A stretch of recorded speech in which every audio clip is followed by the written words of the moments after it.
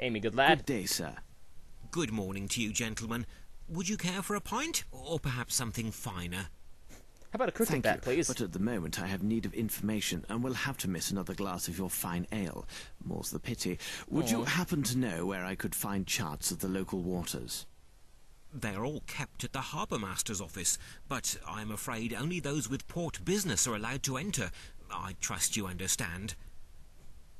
Precisely. Again, that's what I need is a chart another of the email. Scottish area, They where should all go and those close ships that. have wrecked recently.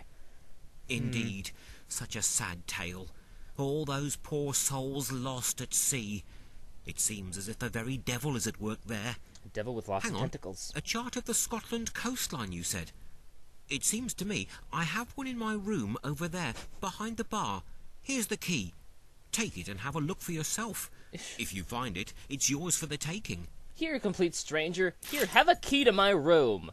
Go take a look at that. Just, go on. I need something. Like the key he just gave me. Fuck you.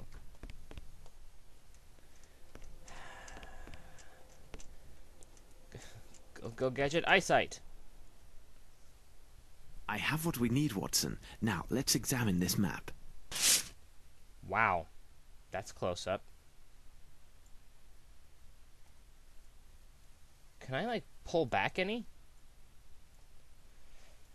Oh, fuck me.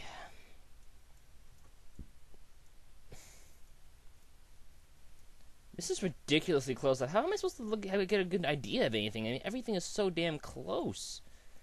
Argentile, blah, blah, blah. Ross. Corminary, Sutherland. The Minch. I hope you can make sense of it. Let us pause to consider the facts, Watson. No mystery can resist an agile mind. Or, as we all know, one that cheats. Yeah, I know. I fucking hate this game, okay? I'm sorry. I'm not doing it. There is one specific point of interest on the map that you'll want to find. What clue do you have that might relate to the nautical map? Oh, Davy's Code. Okay. What is Davy's Code? Documents. Okay, 5643. Oh, I have that written down over here. Okay. Let's see now. What do you make of this? Oh, shut up. Items. Oh, a photo of Rochester. A photograph of Rochester as a young man. Interesting. Okay. 5 6 4 5 6 4 3. I have no idea how to read this. In order to finish this game, you need to know, like, advanced college algebra. And at least have, like, a doctorate in geography in order to do this. I'm sorry, this is stupidly complicated. This is a game. Games should be fun. They should not be advanced homework. Let us pause to consider... Fuck, cheat. Wait a minute. You could easily find a longitude of 56 degrees. Similarly, you could find a latitude of 6 degrees. And then go left of that, 7. What the fuck? Seriously. Okay, so we're supposed to take these random increments of numbers. At some point, we're supposed to add them together. And at other points, we're not. What the fuck? I don't even understand what it's telling you to do here. Using the vertical markings on the left side, you can find a longitude of 56 degrees. You're looking for just a little bit higher than that. Oh, I get it. I get the numbers after the 56 are just more precise points of it. This thing's stupid. It should be right fucking here. Right goddamn here. Spacebar tells me nothing. I swear to God, it should be right here. Fuck it. Let us pause. I'm gonna go cheat a little more. I I will catch you guys later. I'm gonna go back and, I know where it is. It's just not letting me find it because I cheated my way through it. It's so overly complicated. I'll be back after I've trying to find. I'll check the walkthrough I found before. That should help me. They have pictures. Catch you later, guys. Manchia? Watson, that's there we what go. Those mysterious figures meant. Longitude and latitude. They indicate Bingo. a point along the Scottish coast called Ardnamurcombe. Let's bring back the key to the tavern keeper and see if he knows this place. Son of a bitch. One tiny little pixel I was hunting for. God damn it. Mr. Barkeep. Did you find everything to your liking? Indeed, you are as good as your word. I found the charts just as you said.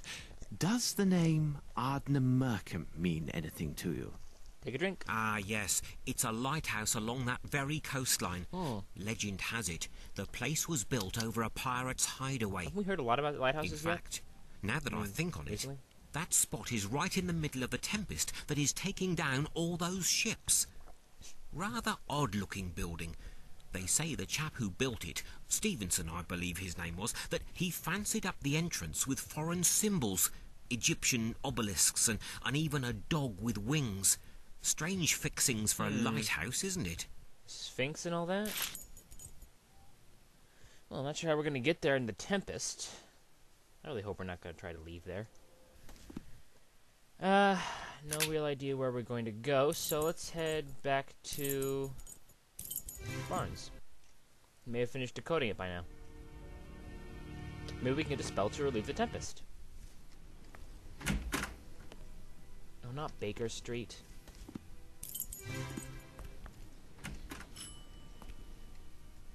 Mr. Holmes, I was able to translate the pages that you wanted. Come, I will show you. Yay! This book is quite ancient.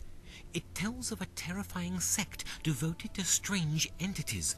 The descriptions are vague, but we can presume the origin of this myth Trust me, you want them arises to be from the vague. destructive Leviathan represented in the Bible, a creature said to sleep and dream in a strange city under the sea.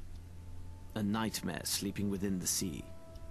To be exact, the pages you asked me to translate are in fact a prayer or invocation to this entity and the description of the ceremony associated with it.